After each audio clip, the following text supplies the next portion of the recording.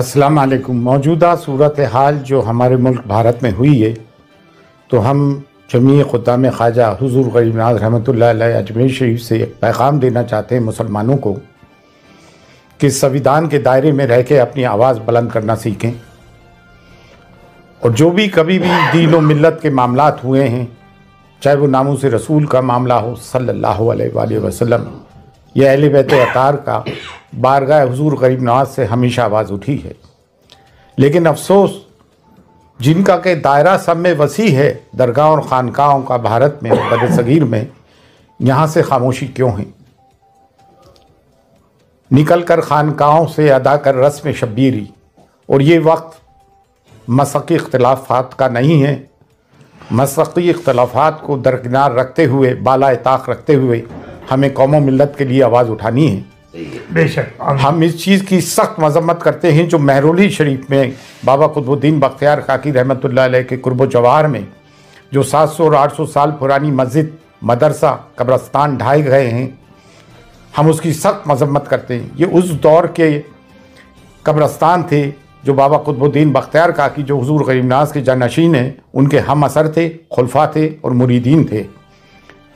उत्तराखंड में जो कुछ जुल्म हुआ, 14 फरवरी की तारीख थी कोर्ट की, उससे पहले ही आके नगर निगम ने सब सत्यानाश किया। बाकायदा मशीन गन चलाई गई मुसलमानों पे और जुल्म और मजालिम उठाए जा रहे हैं। हमें वो यूसीसी बर्दाश्त ही नहीं है जो हमारी शरीयत में मदाखलत करता हो। बरेली में जो तौक़ीर रज़ा खान साहब ने आवाज़ उठाई, संविधान के दायरे में रहते हुए जेल भरो आंदोलन का आह्वान किया, जो गांधी जी ने ब्रिटिश पीरियड के वक्त किया था, वो भी एक संविधानिक तरीका है। हमने उसकी भी पुरजोर हिमायत की है। और मुफ्ती सलमान अज़हरी साहब को जो बंदी बनाया गया, उन पे केस लगाया गया, ऐसी उन्होंने कौन सी बात कर दी थी? और ATS को इसमें हायल कर दिया गया। जब भी कोई मुसलमान कोई अपने हुकूक की आवाज़ उठाता है, अपने पे हो रहे जुल्म की आवाज़ उठाता है, तो उसके तार पाकिस्तान से या किसी भी टेररिस्ट ऑर्गेनाइजेशन से जोड़ने की कोशिश की जाती है। सब्र की, सहनशीलता की एक इंतहा होती है। गुज़िश्ता 10 साल से मीडिया एंटी इस्लाम और एंटी मुस्लिम उस पर कारमंद है। लोगों के दिलों में जहर भर दिया है। मिडाइवल पीरियड में तारीख़ में क्या हुआ, हिस्ट्री में क्या हुआ, इतिहास में क्या हुआ, उसके ज़िम्मेदार हम कतई तौर से नहीं। पार्टीशन के हम जिम्मेदार नहीं। फिर हमारे पर ये मजालिम और जुल्म क्यों उठाए जा रहा है? हिंदुस्तान में डाइवर्सिटी है, तमाम फूलों का एक गुलदस्ता है, सिर्फ एक गेंदे का फूल ही क्यों? इसमें चमेली भी है, चंपा भी है, मोगरा भी है, गुलाब भी है, सबको लेके भारत बना है हमारा। संविधान हमें हक देता है। और अब किसी कोई भी नगर निगम का ही बुलडोजर गैर कानूनी तौर से हमारे घरों को बुलडोज करता है, तो सब के सब मैदान में उतर के आओ और संविधानिक तरीके से अपने लोगों की हिफाजत करें। ये बुलडोजर की राजनीति इन्होंने इसराइल से सीखी है। फिर न्यायालय किस काम के, अदालतें, कोर्ट किस काम की? अगर तमाम काम नगर निगम और पुलिस कर लेगी तो फिर अदालत किस काम की? अदालतों से जो फैसले आ रहे हैं कानून की रूह से नहीं आ रहे हैं, बल्कि आस्था की रूह से आ रहे हैं। तो अब मुसलमान जाए तो कहाँ जाएं? अब दरगाह और खानकाह जिनका के सब में बड़ा गहवारा है, जिसकी कि भारत में सब में ज़्यादा फॉलोइंग है, आप लोग आवाज़ क्यों नहीं उठाते हो भाई?